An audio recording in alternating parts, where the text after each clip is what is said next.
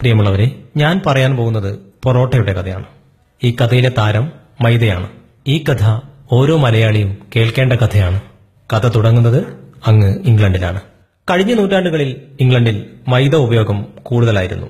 എന്നാൽ കാലം കഴിഞ്ഞപ്പോൾ അവരുടെ ആരോഗ്യം ക്ഷയിച്ചു തുടങ്ങി. കാരണം കണ്ടെത്തി. വില്ലൻ മൈദ തന്നെ. അങ്ങനെ 1949 ഇംഗ്ലണ്ടിൽ മൈദ നിരോധിച്ചു. കഥ തീർന്നില്ല, ഇവിടെ തുടങ്ങുന്നു. കേരളത്തിൽ ഏറ്റവും കൂടുതൽ ക്യാൻസർ രോഗികൾ ഉള്ളത് മലബാർ മേഖലയിൽ നിന്നാണ്.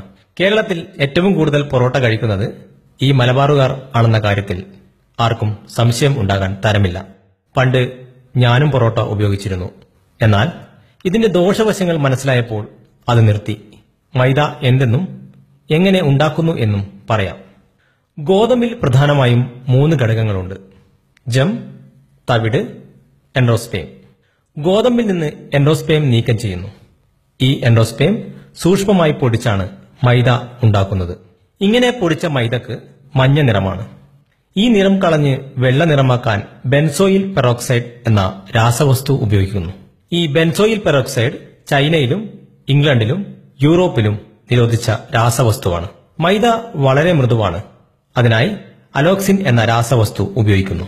ഈ അലോക്സിൻ എലികളിലും ഗിനിപ്പന്നികളിലും ഉപയോഗിച്ചപ്പോൾ അവയുടെ പാൻക്രിയാസിലെ ബീറ്റാ കോശങ്ങൾ നശിച്ച് ഇൻസുലിന്റെ അളവ് കുറച്ച് പ്രമേഹം ഉണ്ടാകുന്നതായി കണ്ടെത്തി. ഈ പൊറോട്ട കഴിച്ചാൽ വിശപ്പ് ഉണ്ടാകില്ല അല്ലേ? എന്താകും കാരണം? ദഹിക്കില്ല. അതുതന്നെ നമ്മുടെ ദഹന വ്യവസ്ഥയ്ക്ക് നമ്മൾ തന്നെ നൽകുന്ന എട്ടിന്റെ പണിയാണ്. ഗോതമ്പിന്റെ വേസ്റ്റായ മൈദ അമേരിക്ക, ഇംഗ്ലണ്ട് തുടങ്ങിയ രാജ്യങ്ങൾ നമ്മുടെ ഭാരതം പോലുള്ള പട്ടിണി പാവങ്ങളുടെ നാടുകളിലേക്ക് കയറ്റുമതി ചെയ്ത് പണമുണ്ടാക്കുന്നു. നമ്മൾ അത് വാങ്ങി പൊറോട്ട ഉണ്ടാക്കി തിന്നുന്നു.